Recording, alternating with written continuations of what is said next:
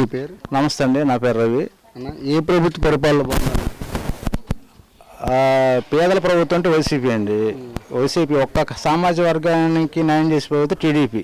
అన్ని కథమ దళితులకు కానీ, బీసీలకు కానీ, ఎస్సీ ఎస్టీకి కానీ న్యాయం చేసే ప్రభుత్వం ఏదంటే వైసీపీ. కన్ఫామ్గా ఈసారి జగన్ గెలుస్తాడు. ఎందుకనంటే ఆయన చేసిన అభివృద్ధి కానీ పేదవాళ్ళ చైతన్యం అలా వచ్చింది ముందు. ఆయన ఏదైనా చేయని మేలు చేసాడు. అది టీడీపీ కూడా మేనిఫెస్టో రిలీజ్ చేసింది, దాని గురించి ఏం చెప్తారు? 2014 మేనిఫెస్టో పెట్టాడండి, చంద్రబాబు నాయుడు గారు పెట్టారు. ఏం చేశాడు మీరు చెప్పండి ఒకసారి. ఆయన పెట్టిన మేనిఫెస్టోలో ఒక 30% అమలు చేశాడు, 70% అమలు చేయాలి. ఈయన 95% అమలు చేశాడు జగన్ గారు. అది ఓన్లీ సంక్షేమాన్ని, అభివృద్ధి లేదు, నిరుద్యోగులు ఎక్కువైపోయారు. ఆయన ఉంటే నిరుద్యోగం లేదు. అప్పుడు ఉంటే ఆయన ఇప్పుడు నాది పీజీ క్వాలిఫికేషను, నా 2012 డిఎస్సి రాశాను. జస్ట్ 1.5 మార్క్స్లో పోయింది. అప్పుడు గట్ట కోచింగ్కి వెళ్ళాము. అప్పుడు కూడా 20,000 పోస్టులు అదన్నా అన్నారు, ఏమీ లేదు. డిఎస్సి ఇచ్చారా కానీ చదువుకున్న నిష్పత్తులు ఆయన ఇవ్వట్లేదు కదా. ఇప్పుడు నా 100% ఉంటే ఆయన ఇచ్చేది అంతా 30-20% ఇస్తే కథ 80% ఏమవుతారు నిరక్షరాస్యులు.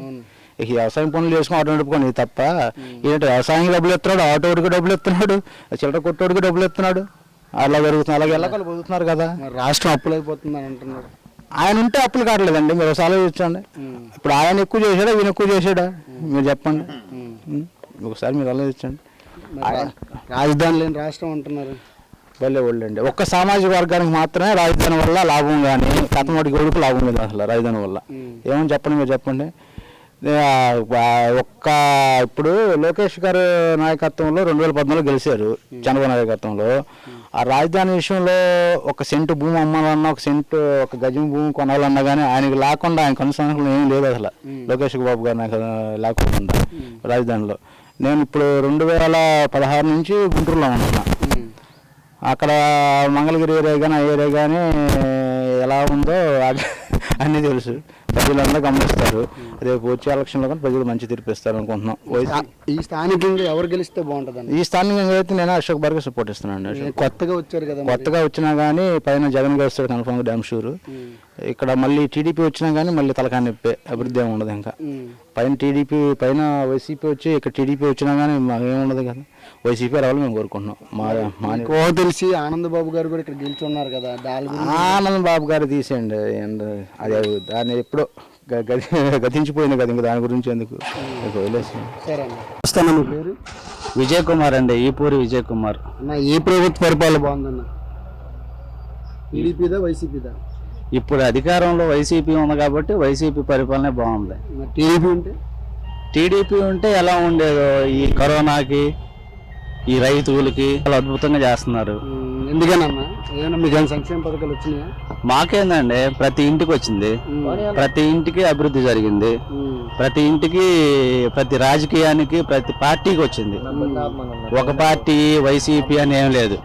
టీడీపీ అయినా వైసీపీ అయినా ఏ పార్టీ అయినా సరే, ఇళ్ల స్కీమ్ ఏంది, ఒక పెన్షన్ ఏంది, ఒక అమ్మఒడి ఏంది, ఒక వృద్ధాప్య పెన్షన్ ఏంది. పెన్షన్ అయితే ఇంటికి వచ్చి ఇచ్చారు. ఆ లైన్లో నిలబడలేక చచ్చిపోతున్నారు. వాళ్ళు వచ్చేలాగే 10-10:30 అయ్యిద్ది. వీళ్ళేమో తెల్లారగడ్డ తీసుకోవడానికి అలవాటు అయ్యి ఉన్నారు. ఇళ్ళకొచ్చి ఇచ్చి వెళ్తున్నారు. వాళ్ళు నా పేరు. వీళ్ళ అవస్థలు కాదు. అవును, తెల్లారి మంచాల మీదే తీసుకెళ్ళి ఇచ్చేవాళ్ళు. హాస్పిటల్లో పడిపోయిన వాళ్ళకి హాస్పిటల్కి తీసుకెళ్ళి ఇచ్చేవాళ్ళు. ఇప్పుడు ఎవరు ఎత్తున్నారు? మరి ఈ నెల ఎట్టుంటే రేపు పొద్దున ఈ అధికారం పార్టీ మారింది అనుకోండి, ఇంకప్పుడు ఎట్ట ఉంటుందాగా. అయితే నెక్స్ట్ ఎవరు వస్తే బాగుంటుంది? నెక్స్ట్ జగన్ గారే రావాలండి. జగన్ గారు వస్తేనే మాలాంటి వాళ్ళము, పేదలు, కొంచెం తక్కువ కులస్తులు కూడా కొంచెం ముద్ద అన్నం తినగలుగుతారు, ప్రతి రోడ్డు మీద నలవగలుగుతారండి. లేకపోతే ఏమున్నదో. టీడీపీ ప్రభుత్వం ఆనందబాబు గారు మరి ఏం చెప్తారు? ఇక్కడ ఆల్రెడీ గెలిచారు, ఏం చేశారు ఆయన? చేసే ఉంటారు, చేయకోకుండా ఏం ఉండరు కదండి, చేసే ఉంటారు. కాకపోతే ఆయనకన్నా ఈయన ఇంకెక్కువ బాగా చేస్తున్నాడు. చంద్రబాబు నాయుడు గారు కూడా చేశారు. కాలాంటి మాలాంటి పేదవాళ్ళకి, చిన్న చిన్న కులస్తుల కంటే ఏం జరిగింది ఏం లేదు. అగ్రవర్ణ కులాలకు జరుగుతాయి. ఎస్సీ ఎస్టీ బీసీ మైనారిటీలకి నెంబర్ 1గా జరుగుతుంది వైసీపీ పార్టీలో. అసలు దానికి డోకానే లేదు. ఇక్కడ ఈ స్థానిక ఎమ్మెల్యే ఎవరు వస్తే బాగుంటుంది? అశోక్ బాబు గారు రావాలి. వరకూటి అశోక్ బాబు గారు వస్తే, జగన్ గారు సీఎం గారు అయితే ఇక అసలు ఎటువంటి ఇబ్బంది ఉండదు. లేకపోతే పెన్షన్ ఉండదండి, రైతులకి గిట్టుబాటు ధర ఉండదు. ఎప్పుడు ఉందండి రైతులకు గిట్టుబాటు ధర ఎప్పుడు ఉంది? ఈయన వచ్చినాక గవర్నమెంట్ రేట్ ఎంత అని వాళ్ళు చెబితే ఈ ప్రైవేట్ వాళ్ళు కూడా దానికి ₹1 అటు ఇటుగా వీళ్ళు కూడా కొంటున్నారు. లేకపోతే వాళ్ళు ఆడుకునేవాళ్ళు ఈ 7 బీపీటీలు 1500 1600 అమ్మాం మనం కళ్ళంలోనే. అప్పుడు 800 900కి అమ్మాం. సగానికి సగం పెంచి 7. మరి ఆయన ఉండేటప్పుడు గిట్టుబాటు ధర బాగా వచ్చింది, ఈయన వచ్చినప్పుడు ఏం గిట్టుబాటు ధర లేదు. రైతులను అడిగి తెలుసుకోవాలి మీరు. రైతులు చెప్పాలి. కారుల్లో తిరిగేవాళ్ళు లేకపోతే ఏసీల్లో తిరిగేవాళ్ళు కాదు, రైతులను అడిగి తెలుసుకోవాలి. రైతులు నేను వ్యవసాయం చేస్తాను, నేను పొలం నుంచి వస్తున్నా, ఇదిగోండి ఇప్పుడు రేషన్ బియ్యం ఇది ఇంటికి వచ్చి ఇచ్చారు. మామూలుగా అయితే ఆడికి వెళ్ళాలి రేషన్ బియ్యానికి, అక్కడికి వెళ్ళాలి. అక్కడికి వెళ్తాడు రాడు, లేకపోతే ఏదో సర్వర్ పని చేయట్లేదు అంటాడు, లేకపోతే రేపు రమ్మంటాడు. పెన్షన్ ఎట్లా జరిగిద్దో ఇది అట్టా జరిగేది. పెన్షన్ ఇంటికి వస్తుంది, బియ్యం ఇంటికి వస్తుంది, సంక్షేమ పథకాలను అకౌంట్లోకి వస్తున్నాయి. ఇంకేం కావాలి మనకి? మళ్ళీ జగన్మోహన్ రెడ్డి రావాలి, జగన్మోహన్ రెడ్డి గారు రావాలి, జగన్మోహన్ రెడ్డి గారు సీఎం అవ్వాలి. అది మహేష్ కొప్పుల మహేష్ గారు ఇప్పుడు ఏ 5 సంవత్సరాల పరిపాలన బాగుందా, గత 5 సంవత్సరాల పరిపాలన? ఇప్పుడు జగన్ మంచి వాళ్ళు ఉంది అన్నిటికీ. ఎందుకని అంటున్నాను, ఆడవాళ్ళకి పెన్షన్ కానీ దేనికని కానీ ఇళ్ళ స్థానం ఇల్లు ఇస్తుంది అన్ని వచ్చినాయి. ఆడేంటి బొల్లు ఆడవాళ్ళు కాదు, పవన్ కళ్యాణ్ వాళ్ళు కాదు. కూటమితో వస్తున్నారు, దాని గురించి ఏం చెప్తారు? కూటమితో వస్తున్నారు, 3 పార్టీలు కలిసే కదా. 100 పార్టీలు కలిసినా జగన్ తట్టుకుని మంచిగా ఇవ్వలేదు. జగనే మరి మేనిఫెస్టో వాళ్ళు చెప్తున్నారు 5 మేనిఫెస్టో ఎన్ని చెప్పినా కూడా జగన్ వస్తానా అది తీసేయండి. మరి ఇలా స్థానిక ఎమ్మెల్యేగా అశోక్ బాబు గారు. ఎందుకని? అంతే. ఆనంద్ బాబు గారు కూడా ఉన్నారు కదా. ఏ అనుకోకుండా కూడా అశోక్ బాబు గారు మాకు అవకాశం ఉన్నారు. మూడుపూరులే మంచి వాళ్ళు ఉన్నారు. నా పేరు సంటి. చంటి గారు, ఏ ప్రభుత్వ పరిపాలన బాగుంది? మాకు జగన్ గారు బాగుందయ్యా. ఎందుకని? అంతే, దాని లెక్క మాకు బోల్డ్ డబ్బులు వస్తున్నాయి, అది ఒకటి. ఓన్లీ డబ్బులు ఇస్తున్నారు, పిల్లలకు ఉద్యోగాలు ఇవ్వట్లేదు అంటున్నారు. ఉద్యోగాల ఆ ప్రభుత్వం వచ్చినాయి ఏమన్నా? ఆ ప్రభుత్వంలో వచ్చినాయా? నేను తెలుగుదేశమే, ఇప్పుడు నాకు లబ్ధి పొందుతున్నాను నేను. అది కథ.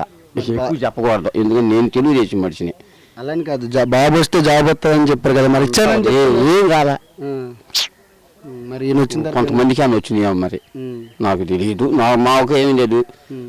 అది అయితే ఈసారి స్థానికంగా ఎవరు వస్తే బాగుంటది? మాకు అశోక్ బాబు మీద పడింది అయ్యా. మాకు మా జగన్ గారు మంచి పనులు చేస్తున్నాడని. అది మాకు. నమస్తే. నా పేరు వినయ్ బాబు.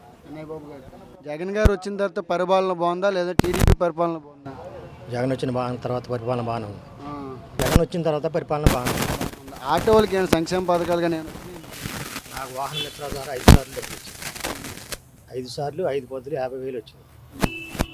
ఇచ్చినట్టు ఇచ్చి డబ్బులు రోడ్ ట్యాక్సీలు గట్ట అన్ని కట్ చేస్తున్నారని చెప్తున్నారు. అది అబద్ధం.